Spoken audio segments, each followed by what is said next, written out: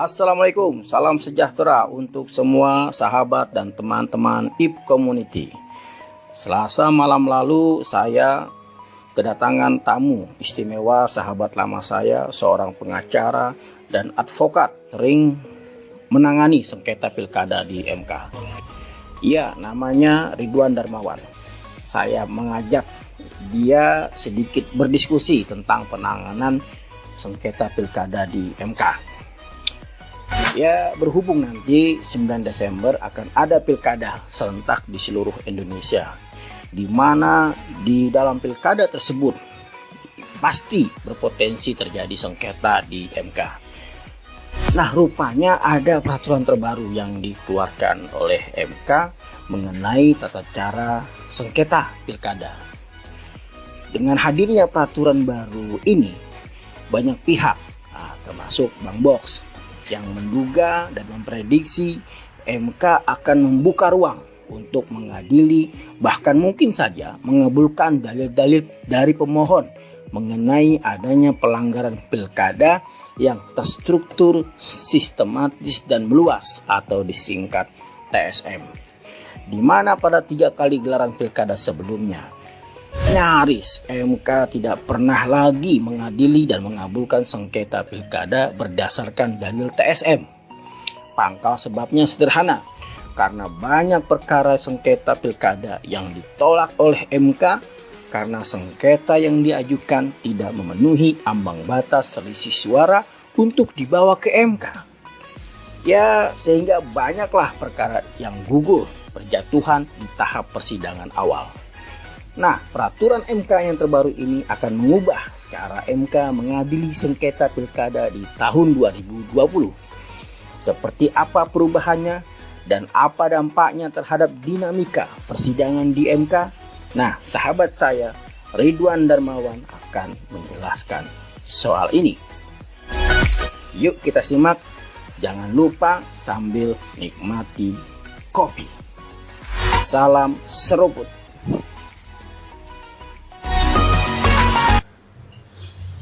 Assalamualaikum warahmatullahi wabarakatuh. Waalaikumsalam warahmatullahi wabarakatuh. Alhamdulillah, malam ini saya kedatangan tamu istimewa. Telah hadir bersama di tengah-tengah kita seorang sahabat lama, teman lama, sama-sama berjuang, sama-sama tahulah bagaimana kita berproses dari awal. Ya, perkenalkan rekan saya Ridwan Darmawan, biasa dipanggil Bang Box. Malam ini sudah hadir bersama rekannya pestapnya. Samarkan. Bos saya. Bos saya. Oke, teman-teman, malam ini malam yang cukup istimewa, kehadiran Bang Box. Bang Box ini adalah alumni sama dengan saya, S1 di Fakultas Syariah dan Hukum UIN. Ya, kemudian kita berproses. Bang Box adalah pengacara, sampai saat ini masih pengacara. Ya, sama-sama kita merintis belajar menjadi pengacara. Waktu itu sama-sama belajar di suatu organisasi NGO HAM, yaitu Perhimpunan Bantuan Hukum dan HAM Indonesia (PBHI). Kita sama-sama belajar waktu tahun 2004 ya, sampai kemudian kita berpisah jalan masing-masing di 2008 kalau nggak salah. Gitu. Jadi sempat advokatnya bareng ya, Barang 2007 ya. Ya. Tapi ujian beda ya. Ujian beda. Kalau kita ada insiden kan. ada dramanya juga. Drama, ada liku-liku lah di situ. Teman-teman IP Community, di malam ini kita akan membahas satu tema yang menarik di bidang hukum, khususnya di hukum tata negara, khususnya lagi di bidang hukum acara sengketa pilkada. Ya, betul. Nah, teman-teman, ini Bang Box orang yang sangat kompeten karena punya pengalaman yang banyak lah, pengalaman yang panjang menangani sengketa-sengketa pilkada di MK ya.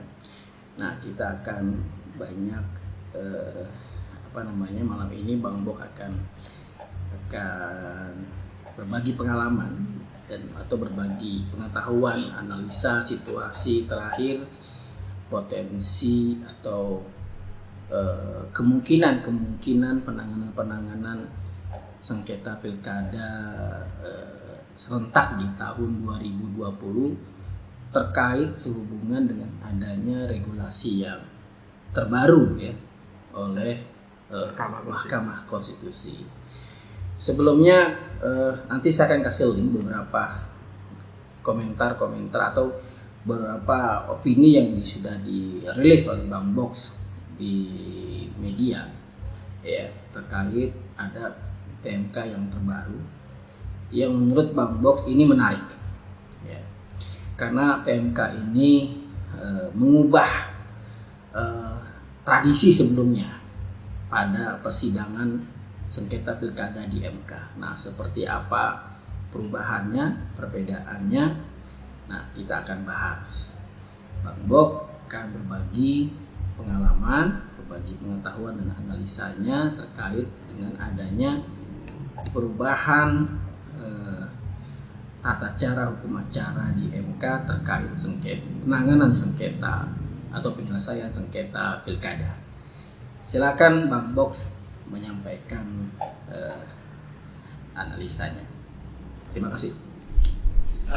Terima kasih sahabat Irfan Fahmi.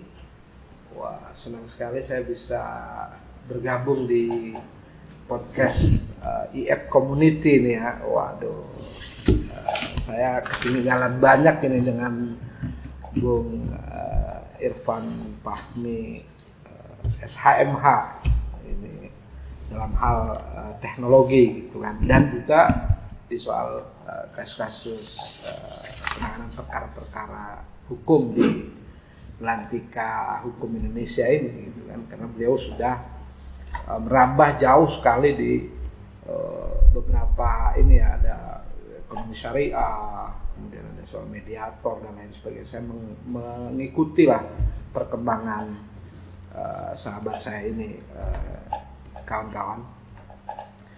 Nah, memang menarik di sesi malam ini saya diminta Bung Irfan untuk diskusi di podcast beliau ini, bahwa memang khususnya di pegelaran Pilkada 2020 ini yang memang tinggal menghitung hari ini kan untuk pemungutan suaranya, yaitu tanggal 9, artinya mungkin tinggal 8 harian lah. Nah, menarik di beberapa kesempatan, khususnya di memang langsung laman MK ya, KRI, di dalam pelaksanaan BIMTEK yang diselenggarakan Mahkamah untuk penyelesaian sengketa pilkada 2020 ini, yang dilakukan untuk peradi, untuk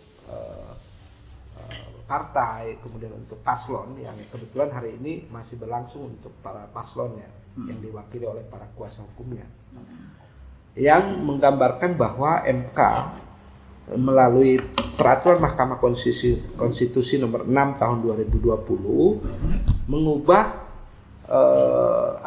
paradigma MK atau tata cara beracara di MK secara formil dalam PMK yang baru itu, gitu ya, yang beralasan memang kan menariknya begini, pada pergelaran sengketa sejak 2015 ya, sejak pilkada serentak 2015, walaupun mungkin penanganannya 2016 ya. Iya. Itu satu advokat ya bisa dalam satu pergelaran di MK itu sikapnya berbeda-beda. Satu advokat ya. Satu advokat. Contoh katakanlah yang mungkin agak beredar sering kan banyak Pak Refki Harun gitu ya. yang sekarang udah profesor tata negara itu. Iya. Pak Repli itu membawanya kalau dia menangani sebagai pemohon, Iya. ya artinya kalau pemohon berarti yang kalah. Hmm. Ketika itu dia bersikap bahwa MK harus menganulir pasal 158. Oke. Ya kan? Tapi ketika dia mendapat kuasa dari pihak terkait atau pemenang atau mungkin pihak termohon, Iya. ya dalam hal ini KPU, dan itu kebetulan saya berhadapan dengan beliau waktu 2016 lah ya, Pilkada Muna. Iya. Dia pegang KPU, saya pegang pemohon waktu itu, yang kalah lah gitu ya. Nah, dia berpandangan bahwa ini MK harus tegakkan pasal 158, nggak boleh bergeser, kan begitu. Nah, itu juga yang disinggung oleh Pak Aswanto dalam pemaparan terkait soal perubahan paradigma MK ini, bahwa ini kan lucu gitu, lucu dalam artian satu advokat bisa berbeda sikap dan pandangannya terhadap pasal 8, ya kan, karena situasinya berbeda posisi gitu kan, sebagai pemohon, sebagai pihak terkait. Iya.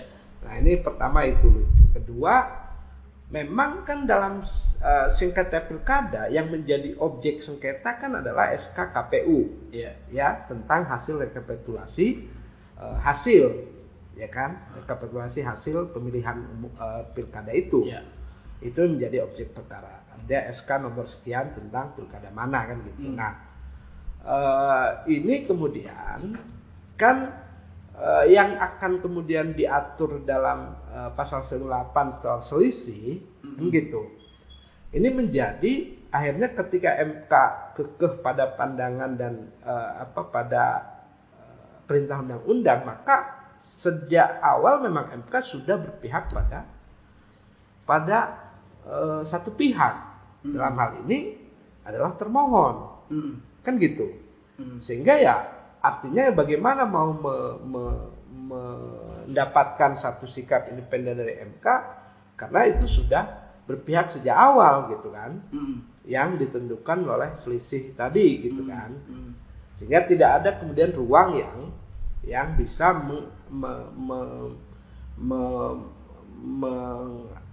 MK mengartikulasikan ya sikap seperti halnya sebelum 2015 atau 2016 itu, untuk masuk ke term-term yang sifatnya terobosan, ya, sifatnya besar gitu kan. Ada TSM, ya, kejahatan TSM, terstruktur, sistematis dan masif. Kemudian soal keadilan substantif yang memang sangat istilahnya ini menjadi sesuatu yang dirindukan banyak orang pencari keadilan gitu kan. Tidak sekedar pada keadilan prosedural formal gitu kan, tapi juga membongkar sejauh mana SK ataupun penanganan yang prosedural itu betul-betul dilakukan, apakah sesuai aturan atau tidak kan gitu. Nah, ini yang kemudian menurut MK bahwa pasal 108 meski tetap menjadi patokan. Nah, ini juga yang nanti mungkin akan menjadi dinamika yang menarik nanti di proses persidangannya nanti gitu kan. Dia tetap memedoman di pasal 158 walaupun posisinya tidak lagi menjadi di depan. Artinya kalau dalam proses ini MK kan yang dulu 2015 sampai 2018 terakhir, begitu permohonan masuk, lalu kemudian diregistrasi, kemudian ada sidang pendahuluan, dipanggil termohon dan juga calon pihak terkait, kemudian Bawaslu juga. Setelah proses membacakan permohonan, lalu ada jawaban termohon, keterangan Bawaslu dan pihak terkait, MK kemudian langsung memakai senjata pamungkas pasal 108 itu untuk kemudian menggugurkan gugatan dari paslon yang tidak masuk kualifikasi selisih ambang batas yang ditentukan oleh undang-undang. Ya kan? Ada 2%, 1,5%, 1%, 0,5% gitu kan, sesuai populasi. Yang sekarang menurut MK itu nanti bisa dikesampingkan dulu, gitu kan. Jadi bisa dulu di akhir atau di ujung lah proses memedomani pasal 158 itu. Diputus bersama-sama pokok perkara maksudnya? Iya, karena itu tadi pasal 158 itu sebenarnya sudah masuk pokok perkara menurut MK gitu kan, maka tidak adil atau tidak elok kalau itu kemudian langsung di awal sudah dinyatakan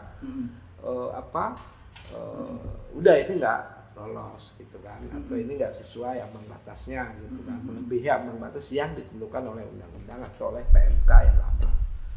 Dan yang menarik memang PMK yang baru ini setelah saya cek dibandingkan dengan PMK yang lama itu tidak lagi mencantumkan syarat formilnya itu di permohonan harus ada tadi soal persentase itu, gitu kan. Jadi kalau dari segi sistematikanya itu langsung permohonan adalah pertama soal pemohon, identitas pemohon, gitu kan. Kemudian ada kewenangan mahkamah, ya kan. Kemudian namanya legal standing pemohon, ya bahwa mereka adalah calon, gitu kan, atau pemantau kalau di situ adalah calon tunggal, gitu ya. Lalu kemudian pokok-pokok permohonan atau alasan-alasan permohonan dan kemudian petitum. Jadi tidak ada lagi tadi soal kalau dulu ada kewenangan identitas pemohon, kewenangan mahkamah, kemudian tenggat waktu, gitu kan. Lalu di bawahnya ada di dalam legal standing pemohon, salah satunya poinnya adalah soal persentase, gitu. Oh, jadi belum masuk pokok perkara waktu dulu ya? Belum, memang. Belum. Nah, sekarang itu tidak ada lagi dalam sistematikanya, itu di PMK yang baru, gitu loh. Artinya memang kemudian ini menjadi loss. Nah, dalam praktek sebenarnya memang MK di Pilkada 2017 mereka memang sudah mempraktekkan keluar dari alur atau dari pakem pasal 158 itu. Ada di 4 wilayah ya Pilkada, tapi semuanya di Papua. Ya, ada Pak Intan Jaya, ada Tolikara, ada Yapen, ya, Kabupaten Yapen, dan satu lagi Puncak Jaya kalau nggak salah. Nah, itu alasannya MK menyatakan bahwa di situ terjadi force majeure, terjadi sesuatu yang darurat, yang di luar katakanlah situasi normal, gitu.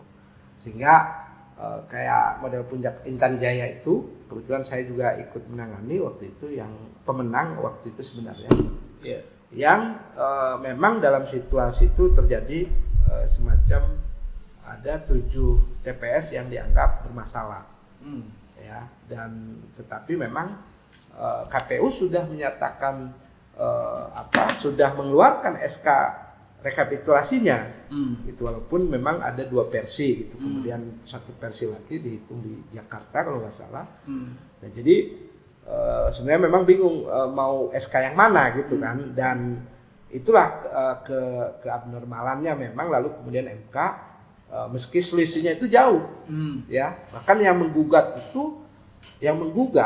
aslinya adalah memang pemohon dia salah satu calon, gitu ya, tapi perolehannya jauh sekali dari yang dia akan pemenang katakanlah, gitu ya. Dan tetapi itu oleh MK kemudian diambil satu ketidaknormalan dari pakem sebelumnya yang menyatakan itu bahwa pasal 98 menjadi patokan, gitu kan. Ini keluar dari pakem itu dan memerintahkan kepada termohon atau KPU untuk menghitung ulang di 7 TPS itu. Dan ya tentu 4 tadi ya, ada Puncak Jaya, ada ini Tolikara dan sebagainya, ini sama lah prosesnya seperti itu ya, dan situasinya mungkin ya sama juga dari Papua, sama-sama Papua, gitu kan. Nah, artinya praktek itu sudah ada, gitu ya, dilakukan oleh MK. Meski kalau dulu memang karena tidak kalau kasarnya tidak dipropagandakan oleh MK bahwa ada yang terbaru dari sikap MK, ya tentu memang menjadi diskursif yang cukup menarik waktu itu kan, gitu. Nah, kalau sekarang kan justru ini diumumkan oleh MK bahwa MK tidak lagi memandang pasal 158 ini sebagai sesuatu yang kaku gitu kan. Dan memang dari komposisi hakim saya kira Pak Saldi Isra punya pandangan yang sejak awal sebelum masuk ke MK sudah berpandangan bahwa MK harusnya tidak kaku dan tidak kekeh memaksakan pasal 158 berlaku di semua pilkada gitu ya. Artinya MK tetap harus menggali dulu apakah angka yang didapat atau yang ditetapkan oleh termohon, oleh KPU ini memang angka yang betul-betul dihasilkan dari proses yang demokratis, yang tidak melanggar hukum, ya apalagi kalau dihubungkan dengan term kejahatan TSM itu, gitu kan.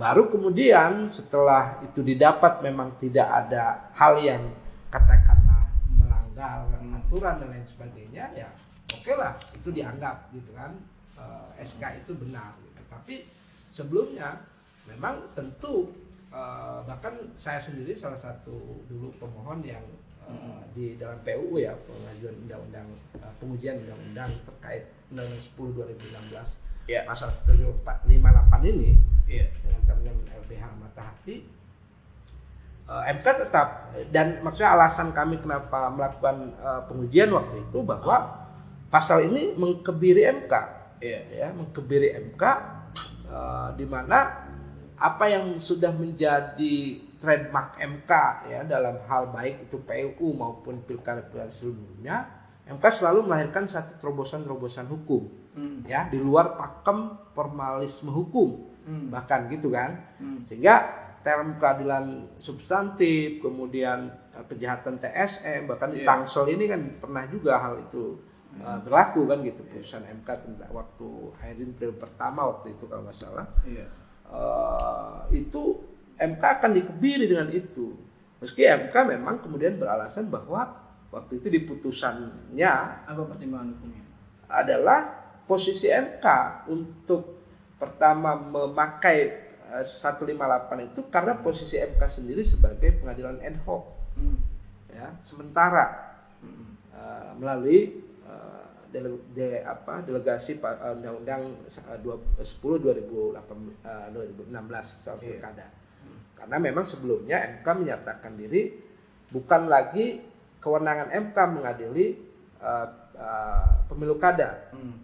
Karena rejim pemilu kada dengan rejim pemilu yang digariskan Undang-Undang Dasar, ya, pemilu legislatif dan pemilu presiden, itu berbeda dengan pemilu kada. Gitu. Jadi bukan rejim pemilu kada ini gitu kan. Sehingga tidak masuk kualifikasi yang menjadi kewenangan MK untuk mengadili sengketa pemilu. Gitu kan. Nah, makanya undang-undang waktu itu mengkrit soal lembaga khusus sengketa pemilu kada. Nah, tetapi sambil itu dibentuk untuk menangani sengketa pilkada 2015 waktu 2015 waktu itu diserahkanlah secara ad hoc ke Mahkamah Konstitusi. Nah, MK menyatakan kami sebagai pelaksana undang-undang. Kalau kami melanggar itu maka kami juga melanggar undang-undang. Menurut MK seperti itu. Nah, itu kan lucu sebenarnya kalau menganalisa ataupun memandang MK sebagaimana yang kita pahami selama bertahun-tahun sejak berdiri sampai proses itu, memandang MK hanya sebagai pelaksana undang-undang gitu kan. Dan kalau itu sih bahasanya di putusan sengketa pemilu ya, soal kalau kami menafikan pasal 8 maka kami melanggar undang-undang gitu. Itu kalimat dalam pertimbangan. Iya, kalimatnya ada di situ.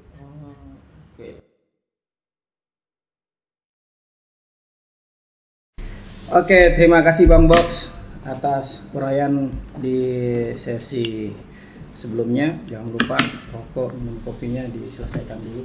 Oh, siap. Kita sambil malam-malam ngopi nih, jam berapa ini? Jam 12 malam kurang 15 menit lagi.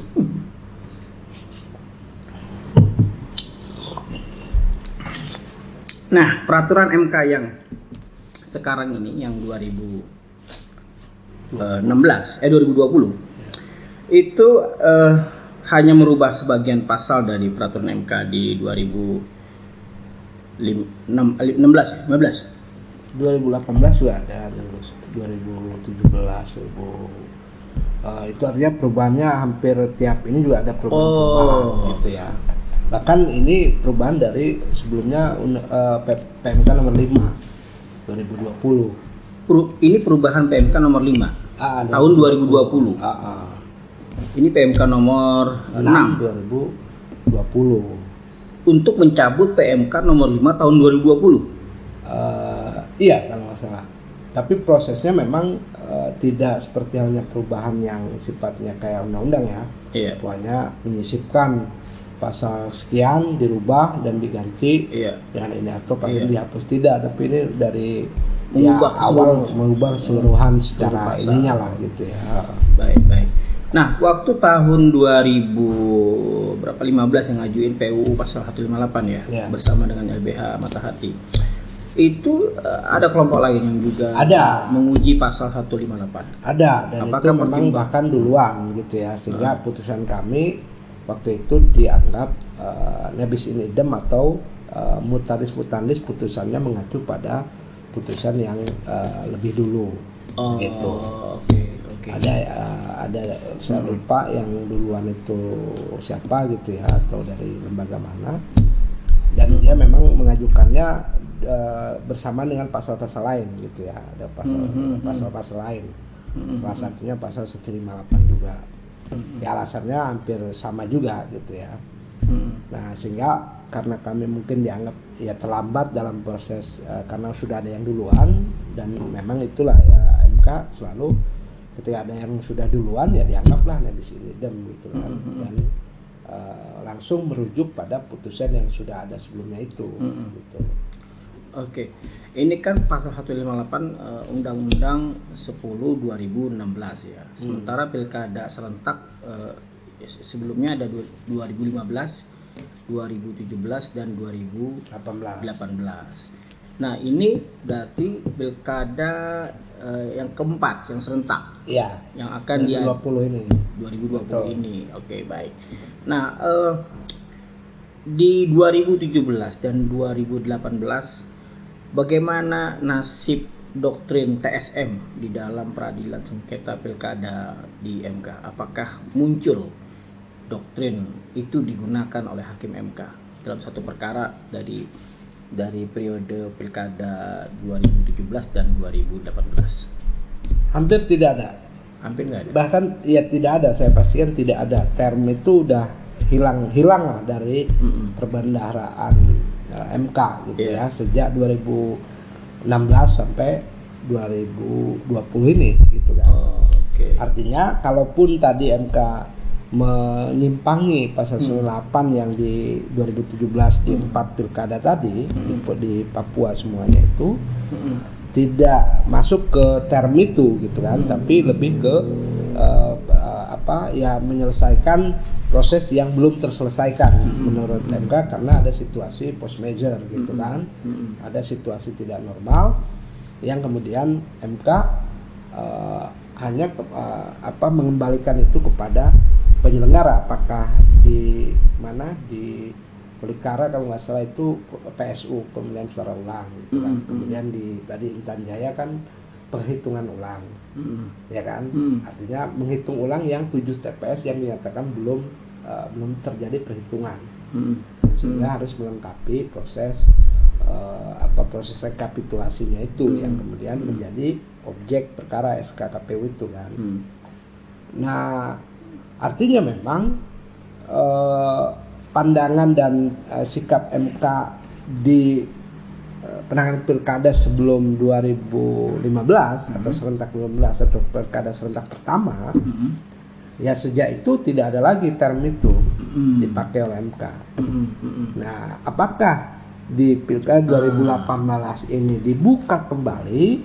Nah, ini yang justru menariknya kan begitu. Sehingga kalau sejak 2015 gitu kan, memang di awal sekali itu hampir semua kontestan masih berharap MK tetap dengan cara pandang yang lama itu. Iya. Meski sudah ada kan putusan MK terkait pasal 58 bahwa itu konstitusional, itu adalah kebijakan terbuka pembuat undang-undang, dan bahkan MK sudah menyatakan MK akan mematuhi itu kan gitu. Artinya udah sesuai undang-undang itu gitu, konstitusional bahkan gitu kan. Nah, tetapi animo para kontestan waktu itu, baik itu calonnya maupun partai, tetap semua mengajukan ke Mahkamah Konstitusi, ya kan, khususnya para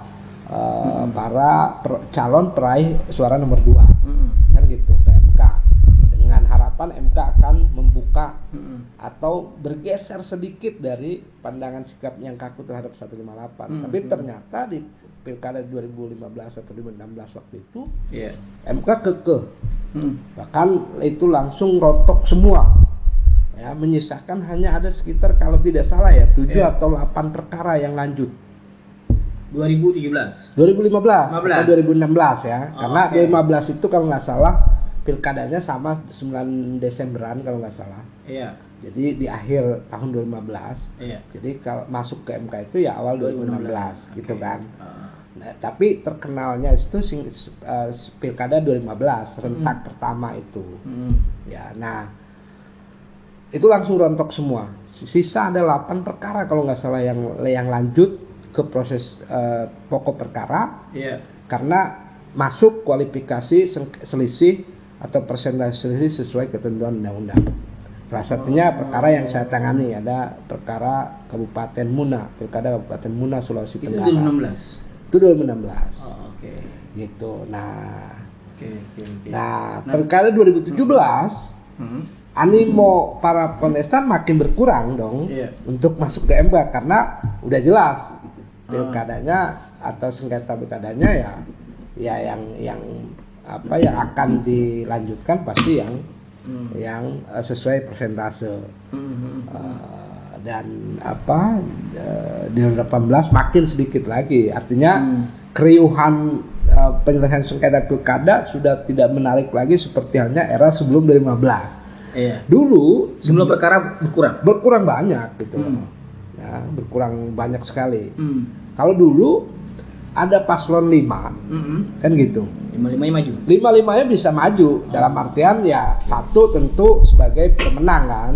Artinya dia maju pun sebagai pihak terkait. Tapi yang 4-nya ini hampir semuanya maju untuk mencari keadilan di MK lah begitu kan, karena MK memang membuka diri, belum ada batasan persentase waktu itu, dan putusan-putusannya memang sangat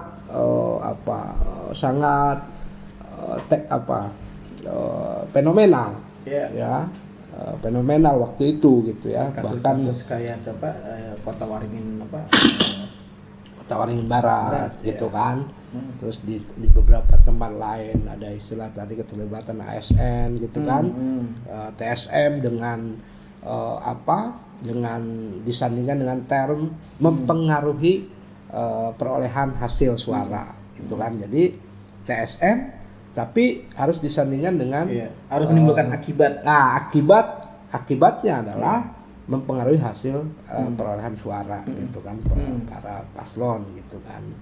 Nah, pasca itu memang kemudian sangat formalistik gitu kan, jadi sangat pertama hitung-hitungan angka gitu kan, yang kemudian melahirkan juga term mahkamah kalkulator, karena sekedar hitung-hitungan angka kan sesuai dengan persentase itu yang diatur. Nah,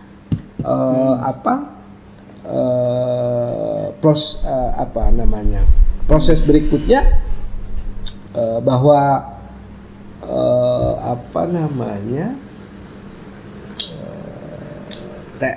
term TSM dan ini memang udah hilang saja di MK gitu kan, sudah nggak ada lagi menjadi nah sekarang justru dengan dibukanya semacam ini maka berarti kan membuka ruang untuk semua calon gitu kan, yang merasa katakanlah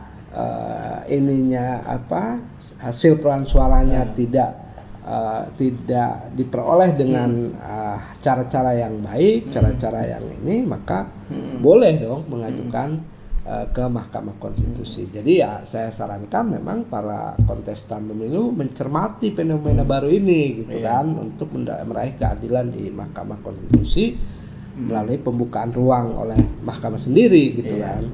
Intinya ini bisa berakibat timbulnya atau banyaknya surat kuasa yang akan dibuat, itu ya. Iya, dan materai yang akan akan dijadikan semacam ya.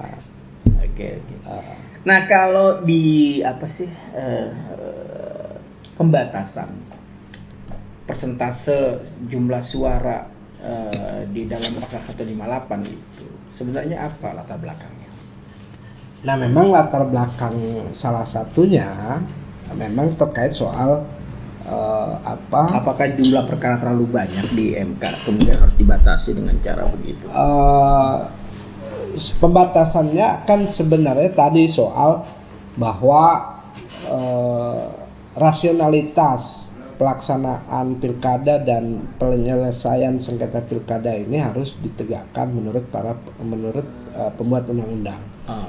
Bahwa proses yang sudah dijalani ya dengan anggaran yang begitu besar, kemudian telah menghasilkan satu kontestan yang katakanlah dimenangkan, harus katakanlah terjungkir oleh katakanlah satu prosedur hukum di MK oleh paslon yang katakanlah mungkin tidak signifikan suaranya sebenarnya gitu kan.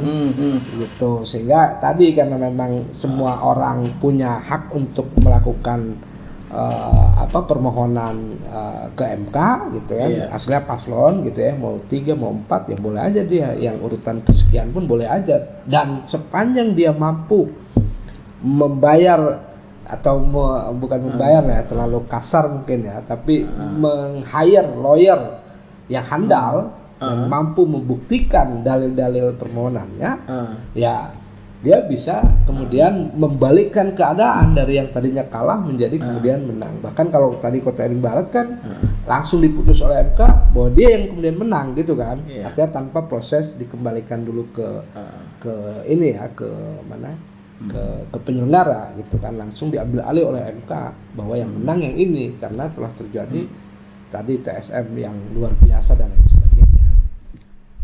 Nah, yang menarik memang di proses yang 2016 atau 2015 sampai 2020 ini kan akhirnya jadinya ketika ini jadi hanya modelnya memang yang telah diatur undang-undang juga gitu kan, ada soal teknis pemilih ganda gitu kan, ada tadi ketidakcocokan rekapitulasi dari tingkat TPS A ke tingkat kecamatan berubah suaranya gitu kan, kemudian soal mungkin waktu itu ramai soal suket surat keterangan ya pemilih dari luar daerah gitu ya, dari luar daerah pulauan gitu kan. Nah, itu yang ramai kemudian waktu itu sejauh yang itu ya, tapi soal maksudnya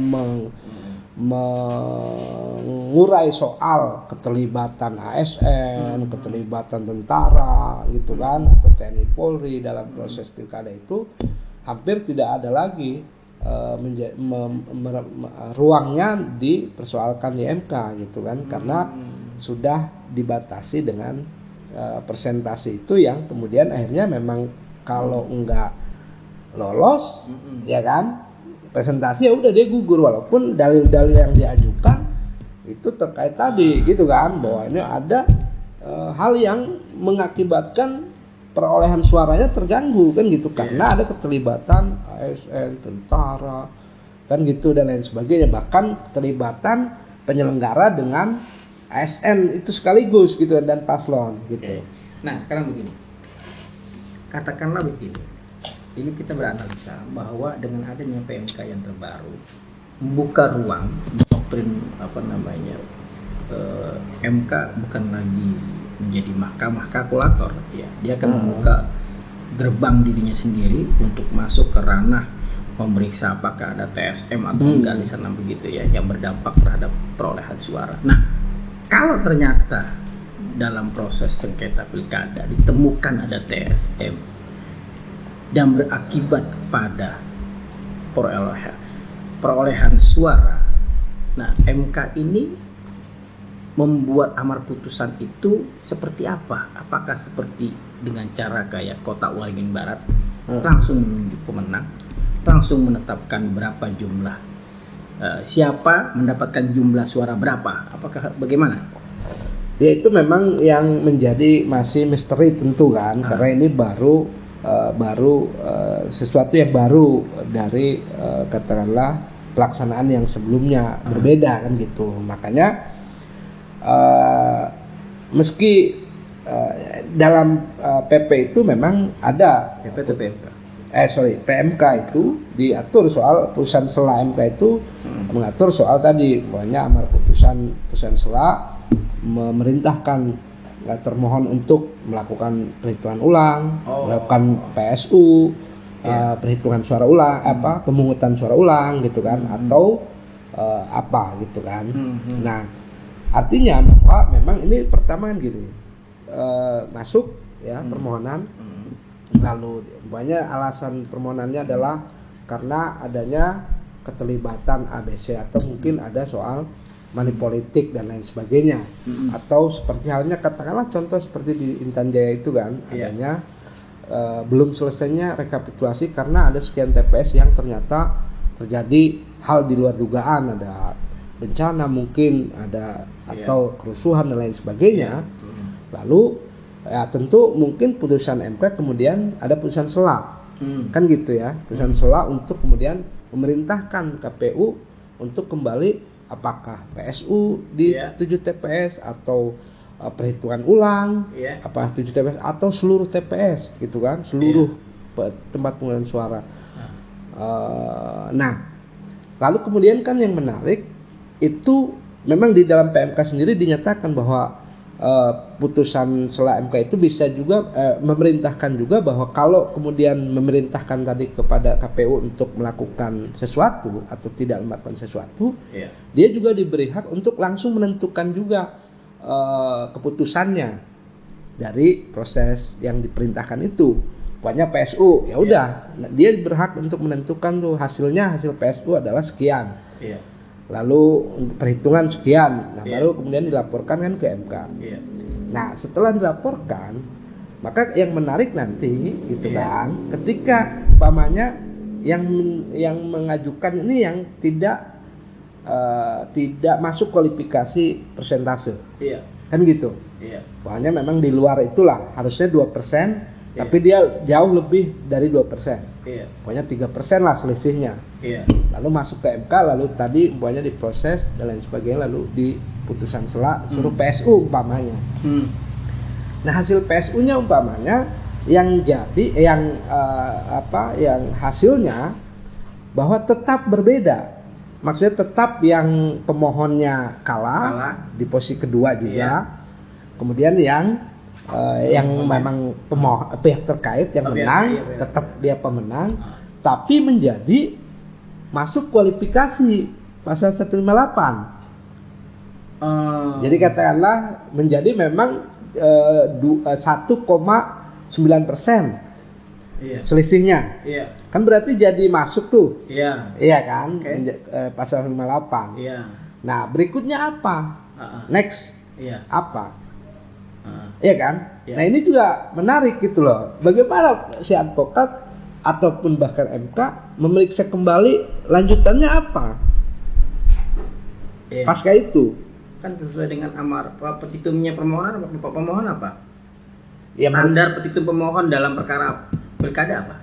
Ya menyatakan bahwa SK KPU itu batal dan menyatakan hasil suara yang benar menurut pemohon ini seperti ini, kan gitu, segini gitu kan, kan itu petitumnya, gitu kan. Nah artinya dengan kondisi PMK yang baru ini kan menarik menjadi kalau tadi umpamanya pasal 98 tetap dipedomani dan ada di akhir, kan gitu umpamanya kan.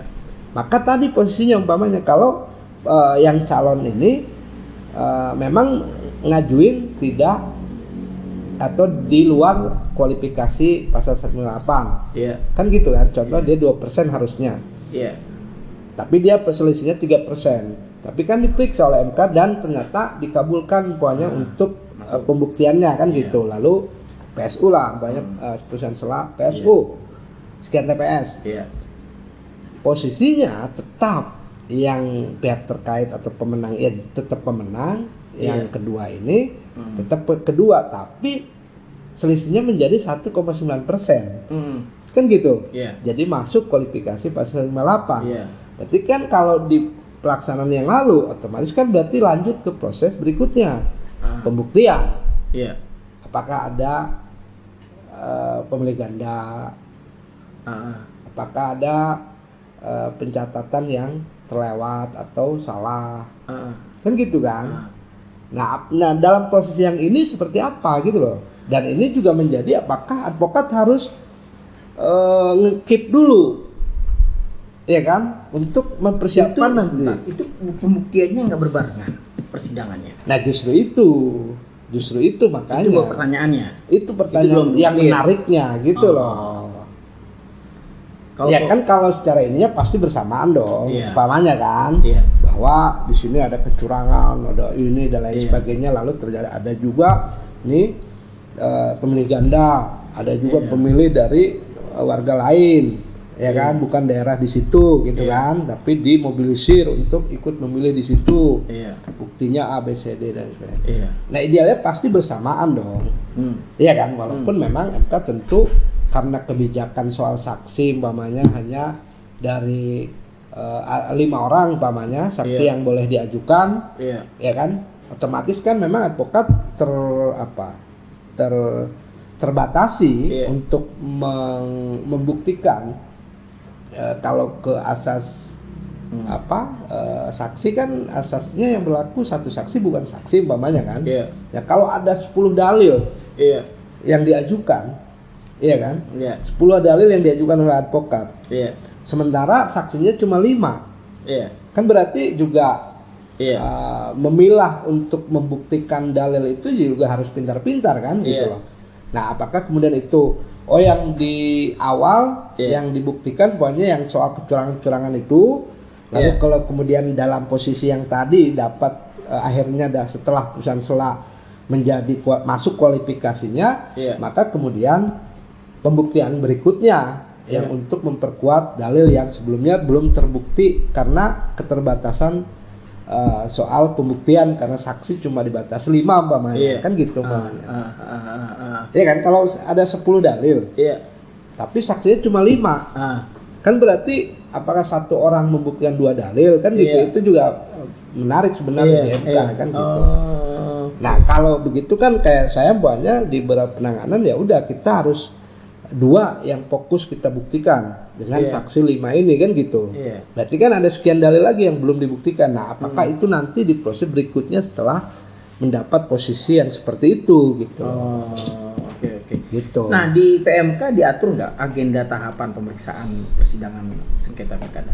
Ada diatur, tapi tidak sedetail dalam prosesnya itu seperti itu gitu loh.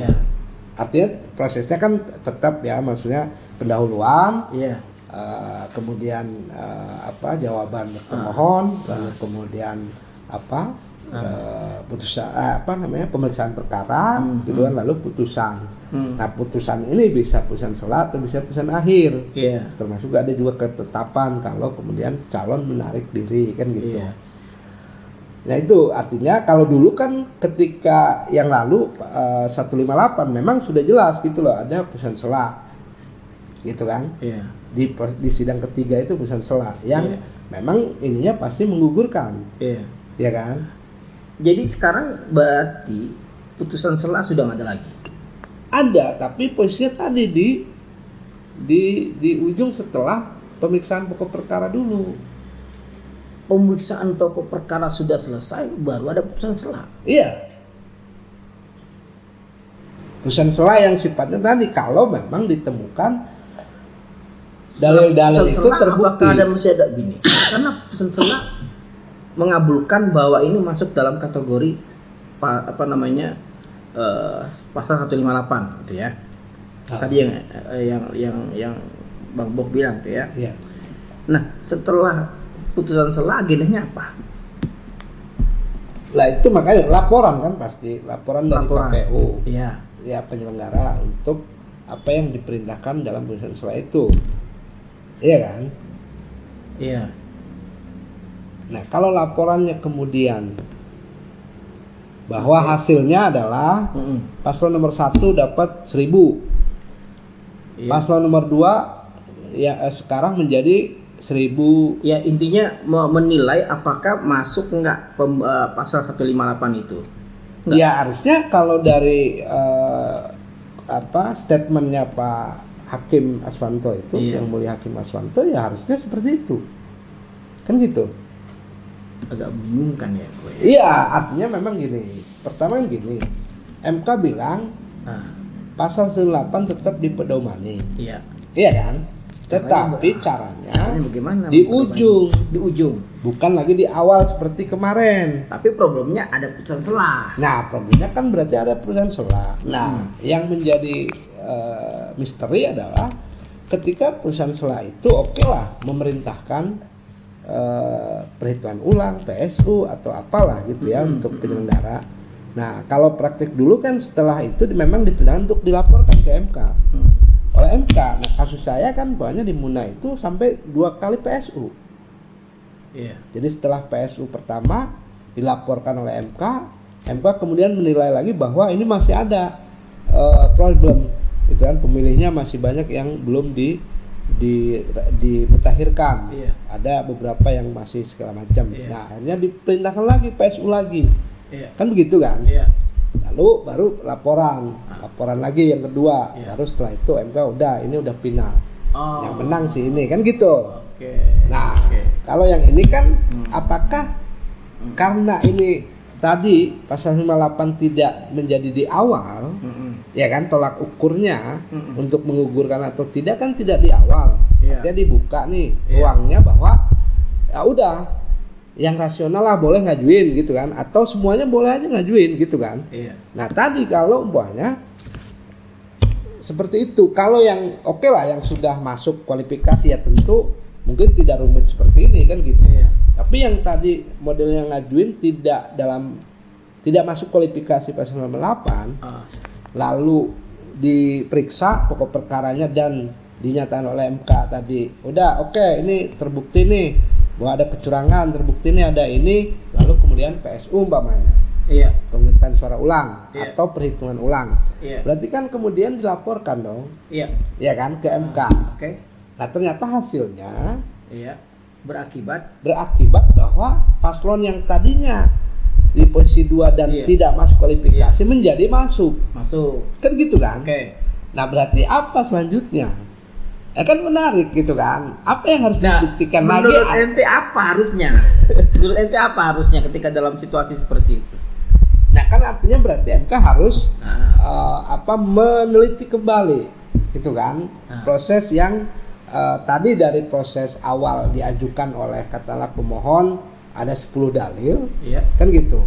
Lalu di proses awal sebenarnya udah dilakukan pemeriksaan, tetapi karena keterbatasan saksi yang dibatasi oleh MK cukup 5 orang biasanya, maka tentu pasti tidak akan menghandle kan gitu.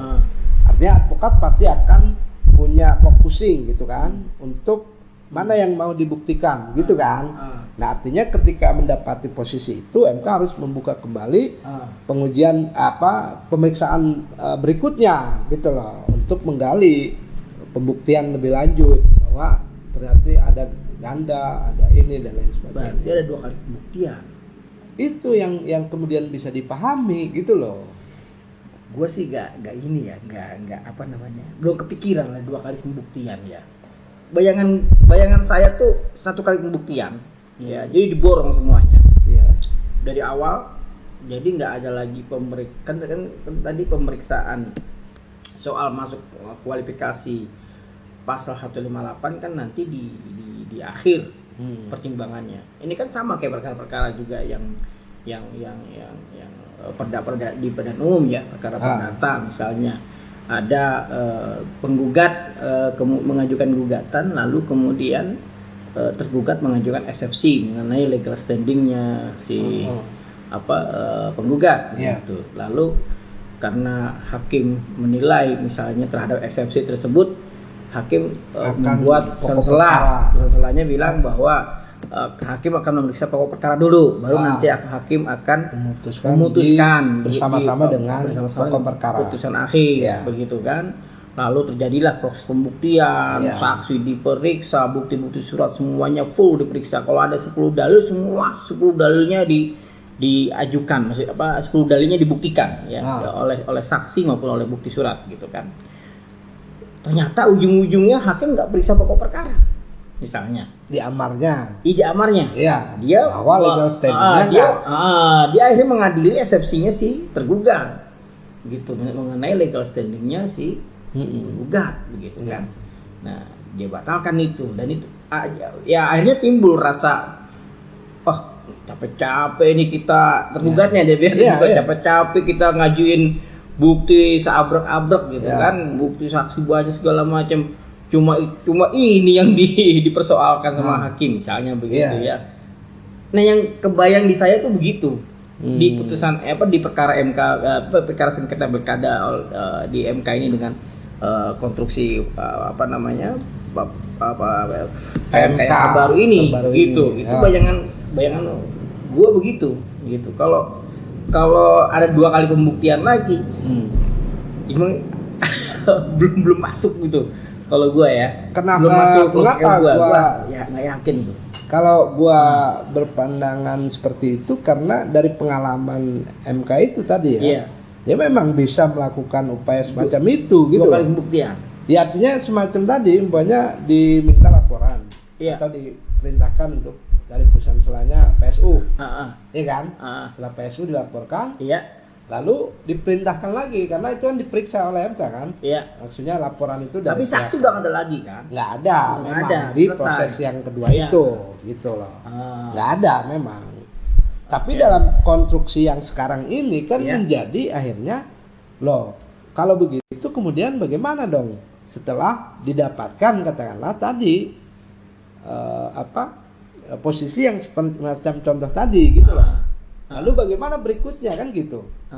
Apakah MK hanya akan membuka ruangnya itu untuk ya kalau syukur kalau memang di awal itu tadi dilakukan upaya apapun gitu ya, PSU atau perhitungan ulang lalu menang orang ini ya syukur gitu. Kalau enggak ya udah itu memang ya udah selesai gitu kan, umpamanya begitu ya. Ya akhirnya kan nanggung gitu loh. Nanggung kan gitu loh. Nanggung dalam artian bahwa ya ini memang tentu misteri ya apa yang akan kita lalui nanti nih di MK, dan mudah-mudahan saya ataupun Bang Irfan juga ada tadi surat kuasa yang bisa ditandatangani kan begitu ya. Oke. Menarik saya kira itu. Nah, terakhir nih Bang Bob, asik juga nih ngobrol sampai lama juga nih kita hampir mau sejam. Ini dulu bagaimana kisah penanganan perkara Muna 2016 ya? Ya. Muna juga masuk dalam pilkada Muna di 2000 yang diadili di perkara pilkada 2015. Ya. Diadili di MK-nya 2016. 16. Nah, karakteristiknya juga sama. Perdebatannya di pasal 158. Seperti apa? Ya, karena kalau waktu itu kan memang kebetulan pilkada Muna memang yang menarik ya. Dia selisih 33 suara. Jadi antara paslon pemenang. Itu? Ya tentu itu berapa ya? 0, sekian dan itu masuk kualifikasi gitu ya. Kualifikasi. Itu mudah pembuktiannya. Karena SKKPU-nya juga di dalam SKKPU udah tegas. Selisih 3. Iya. Artinya justru berlandaskan SKKPU kan, pokoknya 133 dengan 100 gitu calon yang kita pegang kan gitu, yaitu sangat ini. Dan kita lolos waktu itu artinya tidak ada masuk putusan sela, langsung ke proses pembuktian. Ya pembuktiannya tentu tadi dengan katanya ada pemilih ganda, ya ada pemilih dari luar daerah, gitu kan. Dan memang waktu itu itu sangat masif itu di berbagai daerah khususnya kepulauan gitu. Iya. Sudah pernah ke Muna kan? Sudah. Dan berapa kali? Saya hampir 5-4 kali lah kayaknya ya. Itu bolak-balik ke sana. Saya baru sekali soalnya. Iya. Bolak-balik ke sana dan memang ya tadi sampai pada proses tadi PSU-nya 2 kali gitu kan. Jadi sudah PSU, kemudian dilaksanakan PSU itu, dimenangkan calon kita. PSU 2 kali ini dengan jumlah apa? Dengan pemilih yang berbeda. TPS-nya berbeda. Banyak, maksudnya berbedanya jumlah ya. Jumlah maksudnya umpamanya yang pertama 4 TPS gitu kalau nggak salah ya. Lalu kemudian diperintahkan lagi PSU keduanya itu di 2 TPS. Yang sama yang di 4 itu dengan yang 2 ini sama, tapi yang satunya enggak 2 lagi atau 1 lagi enggak lagi diperintahkan. Oke. Gitu. Ini selisih 3 suara ya. Dan menariknya apa ada yang lebih sedikit dari itu? Kayaknya sih ada kalau nggak salah ya, ada lagi kalau nggak salah. Ada lagi. Di atas belasan kalau nggak salah ada itu. Ada, tapi saya lupa di mana. Tapi yang menariknya yang Pilkada Muna ini justru paslon kita menang dengan angka 33 lagi. Oh. itu ajaib ya? Ajaib gitu. Jadi saat kalah dia pertama 33 suara. Kemudian PSU pertama dia menang berapa suara gitu ya, lebih lah. Lalu di PSU lagi yang kedua justru menang dengan angka 33 suara. Dan sekarang menjadi bupati dan sekarang nyalon lagi nih di Muna untuk Pilkada 2020 ini. Ini di luar konteks nih. Itu kalau di lapangan tuh bisa tadi identifikasi nggak sih itu 33 orang itu suara siapa sih? Ya tentu pasti, bagi para di lapangan masih lapangan tentu ya teridentifikasi. Maksudnya memang itu basis dia umpamanya gitu ya, itu teridentifikasi. Tapi ya tentu bukan wilayah lawyer yang memang tidak day to day dengan tim pemenangan umpamanya atau basis di lapangan gitu. Oke. Menarik Bang Bok. Aduh, ini hampir sejam lah kita ngobrol. Walaupun tadi sempat kita break ya. Iya, ada tadi iklan sedikit lah ya. Sedikit ada santap malam dulu. Oke. Bang Bok, terima kasih. Lain waktu kita akan sama-sama diskusi lagi dengan materi-materi yang lain. Jangan bosan-bosan mampir di basecampnya IP Community. Siap. Insya Allah mohon doanya kita mungkin tahun depan lah kita udah punya basecamp yang baru lah, mudah-mudahan. Amin. Wah, saya kira menarik itu untuk kita ramaikan basecamp ini guys ya. Jadi kita tunggu aja basecamp barunya Bang IF Community nih ya kan. Beliau nih mantan kuasa hukumnya OI nih ya kan, pengurus OI dulu. Jadi ya tentu basecampnya pasti dihiasi dengan lantunan Bung Iwan Fals ya. Oh iya, baru tesis kemarin ya, wisuda ya. Selamat ya Bang Box. Kita ucapkan selamat Bang Box, sekarang gelarnya bertambah ya, ada MH-nya ya. Oh iya, alhamdulillah dengan perjuangan yang panjang juga dan alhamdulillah memang saya konsisten pada pencapaian sama dengan S1 waktu itu gitu kan, mahasiswa abadi dari kuota 8 tahun saya pakai 7,5 tahun. Nah, untuk S2 dari kuota 4 tahun saya habiskan 4 tahun lah. Hah? Kuota standar 2 tahun. Ya standar cum laude. Ya kita kan standarnya yang penting justru tadi kuotanya diberikan segitu kita pakai gitu, segitu gitu, dan alhamdulillah ya. Ini berapa kemarin? Lulus ya. 7 tahun. 4 tahun. 4 tahun pas. Oh iya. Iya, pas. Maksudnya kuotanya 4 tahun ya kita habiskan 4 tahun gitu. Biar enggak menyanyiakan fasilitas yang dengan kampus gitu. Tesis judul soal apa kemarin? Kemudian soal MK juga, tapi terkait soal konflik batas wilayah. konflik batas wilayah. Iya, konflik batas Undang-undang wilayah. Iya, undang-undang soal apa? Bukan. Apa namanya? Pemilihan daerah, Iya. ya, undang-undang baru terkait daerah otonomi baru, kan gitu. Ketika ditetapkan menjadi undang-undang sebagai otonomi baru, Iya.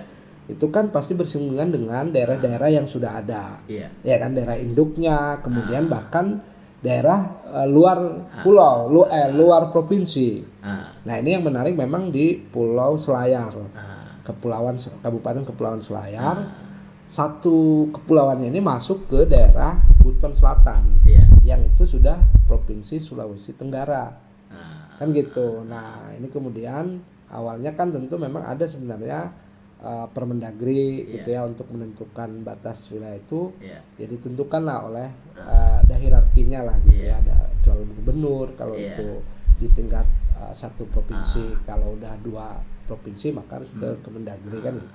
Tapi proses itu sudah dijalani sebenarnya oleh para pihak itu, lalu tidak ada penyelesaian, katakanlah dibawa ke MK. Nah MK menariknya memang selalu berpandangan bahwa ini sengketa kewenangan ya? Tidak sih, dia masuknya PUU. Oh PUU. Iya, PUU bahwa undang-undang ini, undang-undang pembentukan Kabupaten Buton Ini Selatan termasuk ini dulu yang ngajuin. saya pihak terkait kebetulan pihak terkait dari pemerintah Buton Selatan yang mempertahankan bahwa, dan kemudian MK memang menolak gugatan itu dengan alasan bahwa pembagian wilayah gitu kan, penetapan batas wilayah itu menjadi kewenangan pemerintah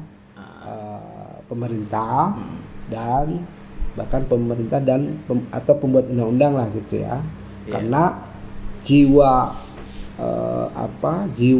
dalam konstitusi itu dibentuk daerah-daerah itu di atas konstruksi bahwa Indonesia ini lebih dulu gitu loh. Indonesia lebih dulu, baru ada daerah-daerah, provinsi, kabupaten, kota. Nah itu kewenangan pembuat undang-undang untuk ini dibagi kemana, ini dibagi mana, ini perbatasan mana. Nah itu sebenarnya yang menarik juga, teori soal persatuan segala macam, NKRI kayak gitu-gitu lah. Oke, cukup spoiler aja Bang Bob. Siap. Jangan terlalu banyak juga, nanti nggak seru lagi nanti. Jadi bahan diskusi kita lah itu. Siap. Baik. Nanti berarti ini untuk episode berikutnya lah ya. Oke. Terima kasih Bang Bob. Terima kasih Bang Sampai Irfan. ketemu lagi teman-teman di Community. Sampai ketemu lagi di video berikutnya. Jangan sampai lupa hari ini channel saya. Itu maksudnya like, subscribe, share ya kan. Baik, terima kasih. Assalamualaikum warahmatullahi wabarakatuh. Sampai ketemu di pertemuan berikutnya.